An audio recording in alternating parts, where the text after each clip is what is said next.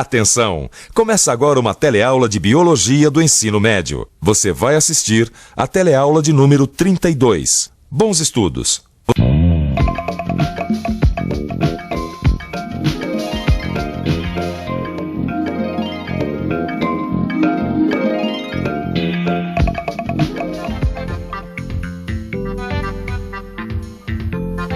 Nossa, tio, que caroção.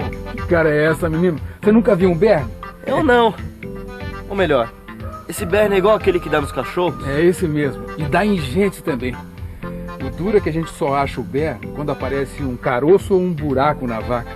Depois que ele já entrou e já fez mal pra coitada, né? E como é que esse berne veio parar nessa vaca? E você? Tem alguma ideia de como é que os bernes, ou melhor, os parasitas, aparecem nos organismos? Na teleaula de hoje, você vai estudar os parasitas. Vai ver que existem parasitas internos e parasitas externos. Vai ver que prejuízos eles podem causar no organismo do hospedeiro. Vai conhecer o ciclo da tênia e do berne e vai saber o que é parasitismo.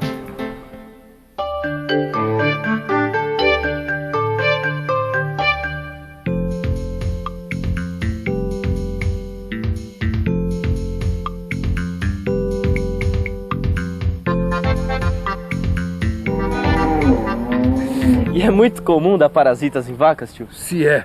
Além dos bernes, ainda tem os carrapatos que vivem atormentando a vida delas e dos cavalos também.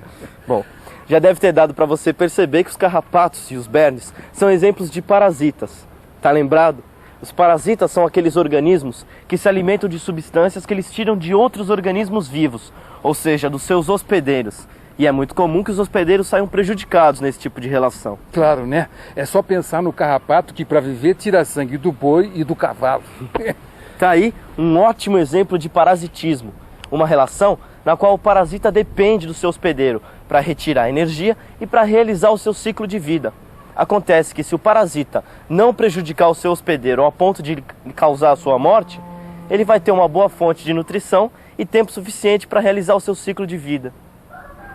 Caso você já tenha visto um carrapato, você sabe que ele vive sobre a pele do seu hospedeiro. É por isso que ele é um parasita externo. Mas nem todos os parasitas vivem dessa forma. Existem também os parasitas internos, que podem viver no interior dos animais ou das plantas. Parasitas. Tô lembrando de um outro exemplo de parasitas.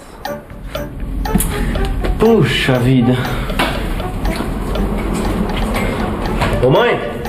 O que houve? Mãe, dá uma olhadinha aqui na minha pele, ó. Tá cheia dos pontinhos pretos. Calma, Renato, são cravos. É muito comum a gente ter cravos na pele. Cravos? É, ácaros. Ácaros? Renato, aconteceu alguma coisa? Não é nada não, tio. Só tô lembrando de um outro exemplo de parasita. Que, aliás, você deve conhecer muito bem. É o cravo. Ou melhor, um tipo de ácaro chamado Demodex. Ele vive na base dos pelos e nas glândulas sebáceas na face da maioria dos seres humanos. Por isso, ele é um parasita interno. Parasitas internos e parasitas externos. Vamos ver agora exemplos desses dois tipos de parasitas. A pulga, por exemplo, que vive na pele dos cachorros, é um exemplo de parasita externo. Já os vermes que parasitam os peixes são exemplos de parasitas internos. E os carrapatos e sanguessugas são outros exemplos de parasitas externos. Depois de ver exemplos de tantos parasitas, tão diferentes um do outro, você deve estar se perguntando o que afinal eles causam nos organismos. Pois saiba que são vários os problemas que esses pequenos animais podem causar. Em primeiro lugar, eles podem desviar nutrientes que seriam destinados ao seu hospedeiro, ou seja, ao organismo que ele está associado. Quer dizer então que o cravo é um parasita interno. Mas ele não causa tantos problemas assim pro hospedeiro, né? Bom, mais ou menos, né, tio? Porque um rosto cheio de cravos, com um monte de pontinho preto, isso espanta qualquer namorada. Que é isso, menino? Não dá nem pra comparar com o mal que um verme chamado tênia causa no intestino das pessoas. Bom, pode ser. Pode ser não, é. Tem um empregado aqui do sítio que comeu carne de porco mal passado, mal cozido. Você nem imagina o mal que o coitado passou. E o que a carne de porco tem a ver com a tênia? Tem? É que na carne de porco mal cozida pode ter canjiquinha. Canjiquinha? O que é isso? Nunca ouviu falar, menino? Nem você? Pois saiba que canjiquinha é uma larva da tênia, que tem esse nome porque tem uma cápsula dura que lembra grão de canjica. O perigo é que quando a gente engole a canjiquinha, a larva se livra da cápsula, cresce até ficar adulta e fica morando no intestino da gente. Nossa, e que mal ela pode causar pra gente? Ao se alimentar de nutrientes que seriam incorporados ao organismo do hospedeiro, a tênia causa sua desnutrição, já que ele deixa de incorporar esses nutrientes. Além disso, ela pode causar diarreia, prisão de ventre e cólicas. Mas as consequências para o hospedeiro podem ser muito mais sérias ainda, se ao invés de ingerir larvas de tênia, ele ingerir os ovos. Sabia disso?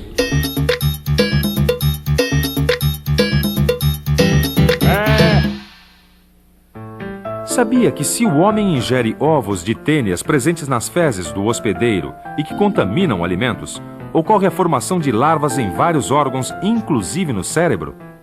E que estas larvas, além de poderem produzir tumores, podem também liberar substâncias tóxicas ao hospedeiro?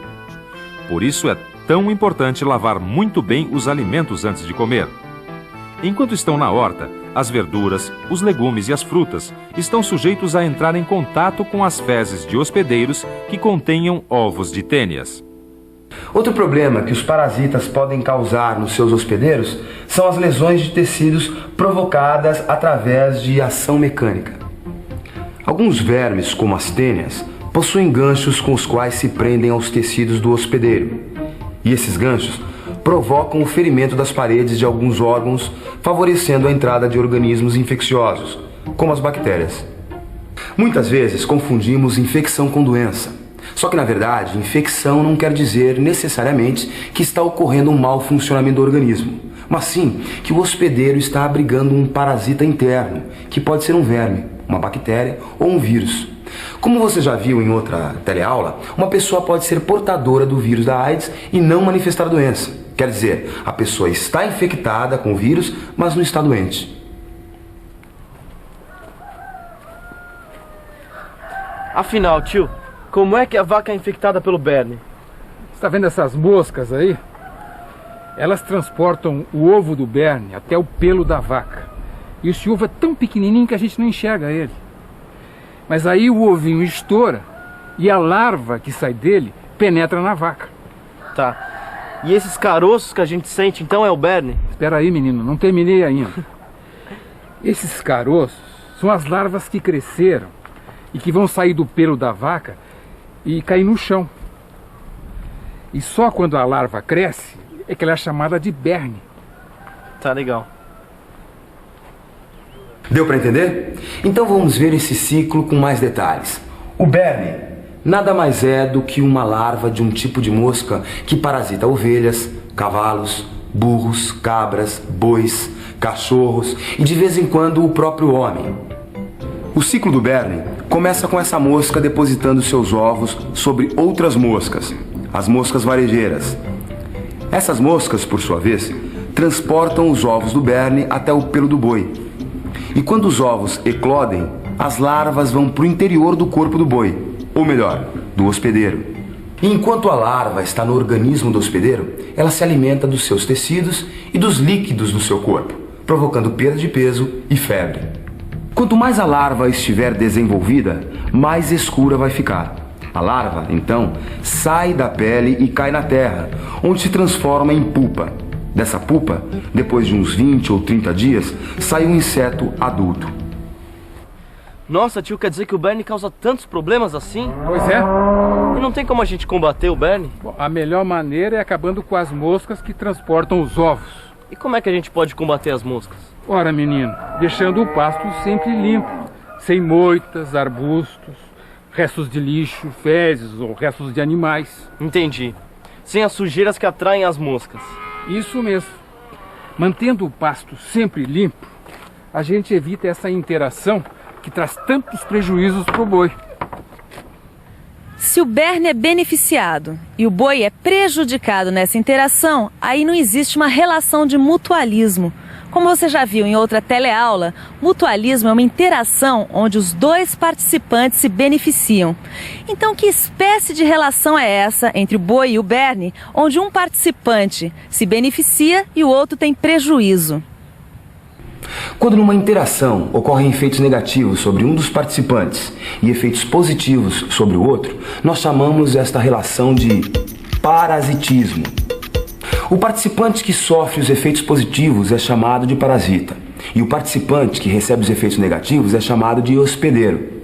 Mas será que, se considerarmos as populações envolvidas numa interação de parasitismo, sempre a população de hospedeiros se prejudicará com esta associação? E a população de parasitas sempre terá benefícios?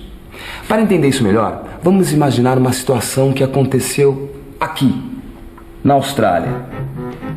Mais exatamente nos campos australianos, onde foram introduzidos coelhos que rapidamente se reproduziram, já que não havia predadores. Só que, com um aumento tão grande de coelhos, a agricultura local passou a sofrer grandes prejuízos. E para amenizar esses prejuízos, pesquisadores introduziram no ambiente um vírus parasita de coelhos, que causa nesses animais uma doença quase sempre fatal. Resultado, o número de coelhos começou a diminuir. E hoje, a população mantém-se em equilíbrio com o ambiente. Ou seja, a princípio, esse tipo de interação parece desfavorável para os hospedeiros. Só que se não fossem introduzidos esses vírus, os coelhos fatalmente morreriam de fome. Então, nesse caso, a população de hospedeiros foi favorecida pela ação dos parasitas, que regularam o seu crescimento. Como você já deve ter percebido, em uma interação entre dois indivíduos, parasita e hospedeiro, o primeiro se beneficia e o segundo se prejudica com essa interação. Foi o que aconteceu, por exemplo, com a Tênia, que interagiu com o empregado do sítio. Mas a relação entre uma população de parasitas e uma população de hospedeiros pode também trazer benefícios para as duas populações, como é o exemplo dos vírus e dos coelhos. Quer saber de uma coisa?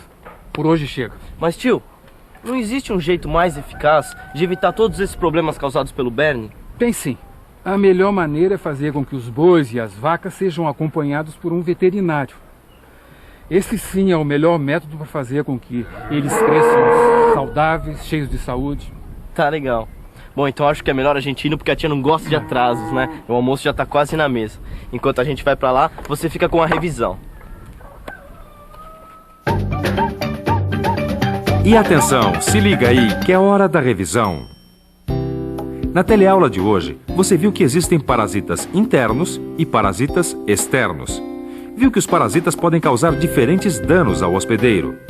Conheceu o ciclo do berne.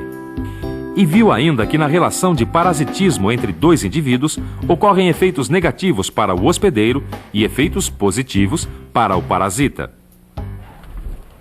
Bom, como a gente viu na teleaula de hoje, o melhor jeito de evitar os parasitas é através de muita limpeza.